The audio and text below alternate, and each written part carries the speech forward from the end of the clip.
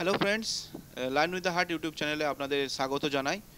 বন্ধুরা, আজকে আমরা আবারও একটা ডিফেন্সের স্টক নিয়ে আলোচনা করব। সেটার নাম হচ্ছে হিন্দুস্তান এরোনটিক লিমিটেড, যেটা হ্যাল নামেও পরিচিত। তো এই কোম্পানির ফান্ডামেন্টাল অ্যানালিসিস করব, তারপর আমরা টেকনিক্যাল পার্টটা গিয়ে একবার চেক করে নেব।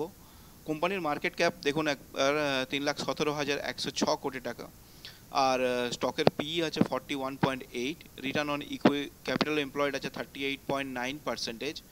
কোম্পানির একেবারে ডেট ফ্রি আছে। কারেন্ট মার্কেট প্রাইস 4,742, কোম্পানির book value 434, return on equity 28.9%, interest coverage ratio হচ্ছে 240। কোম্পানির হাই টাচ করেছিল 5,675 এবং লোতে গিয়েছিল 1,768, মানে এক বছরের কথা বলছি এটা। কোম্পানির ডিভিডেন্ড খুব ভালো পে করে, 0.77। ফেস ভ্যালু 5, মানে একবার স্প্লিট হয়েছিল। আর প্রোমোটার্স হোল্ডিং আছে 71.6। ঠিক আছে, এবারে চলে আসুন আমরা কোম্পানির একবার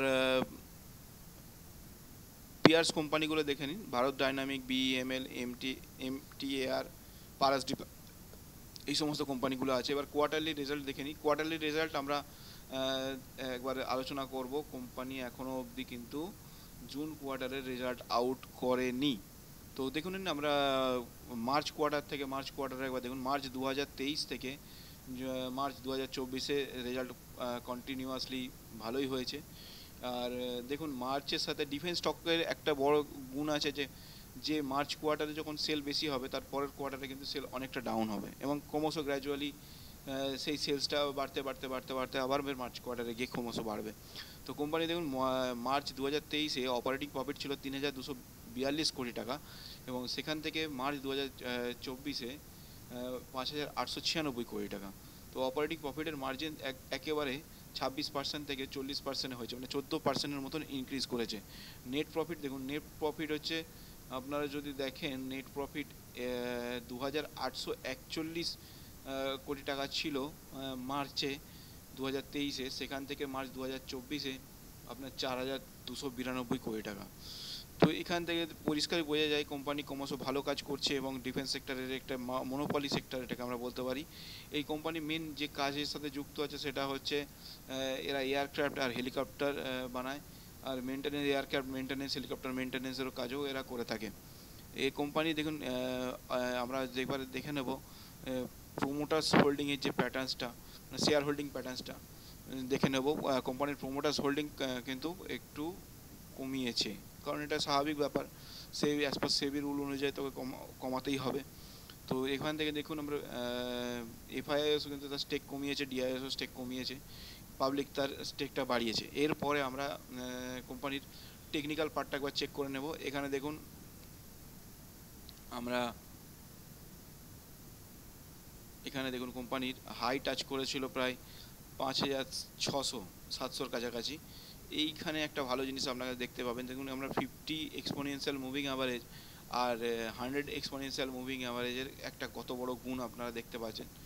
এটা আমরা অনেক পুরোনো দিনের কথা, সেখানে লাইন টেনেছিলাম। তো সেই লাইন টপকে কবে চলে গেছে, তখন পয়সা কড়ি ছিল না, ইনভেস্ট করা হয়নি, তাই অ্যানালাইজ করতে বসেছি। আর এখানে দেখুন শেয়ার, এইখান থেকে আমরা যদি চেক করে দেখি, অন্য সময়ও আপনি চেক পিছন দিকে দেখতে পারেন, 50 এক্সপোনেনশিয়াল মুভিং অ্যাভারেজ আর 100 এক্সপোনেনশিয়াল মুভিং অ্যাভারেজের পাশাপাশি থাকে। যদি ওটাকে ক্রস করে ম্যাক্সিমাম 100 এক্সপোনেনশিয়াল মুভিং অ্যাভারেজের কাছাকাছি যায়। দেখুন, এইখান থেকে স্টক যখনই 50 এক্সপোনেনশিয়াল মুভিং অ্যাভারেজের কাছাকাছি এসছে, তখনই টাচ নিয়ে আবার রিটার্ন ব্যাক চলে গেছে এবং ভালো রিটার্ন দিয়ে চলে এসছে। দেখুন এখানে, এটা হচ্ছে তোমার 4 জুন, যেখানে রেজাল্ট আউট হয়েছিল, মার্কেট খুবই পড়েছিল, তাও দেখুন 50 এক্সপোনেনশিয়াল মুভিং অ্যাভারেজকে ক্রস করেনি। রিসেন্টলি গ্লোবাল রিসেশনের কারণে মার্কেটে একটা পতনের দিকে যাচ্ছে, বাট এখানে আস্তে আস্তে দেখছি আজকের দিনে আবার রিকভারও করেছে। এখানে দেখুন, সবথেকে বড় কথা ব্যাপার হচ্ছে 4,500-র কাছাকাছি এসে কোম্পানি আবার ফের নিজের ফর্মে ফিরে আসছে।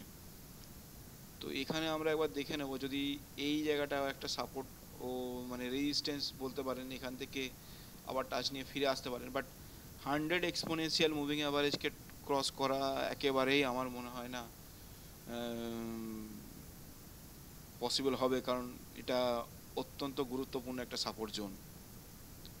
ঠিক আছে, দেখুন আমরা একটা যদি একটা লাইন ড্র করে দেখিয়ে দিচ্ছি আপনাদের। এইখানে দেখুন একটা সাপোর্ট ছিল, সরি একটু বাড়িয়ে নিই, অসুবিধা তো কিছু নেই।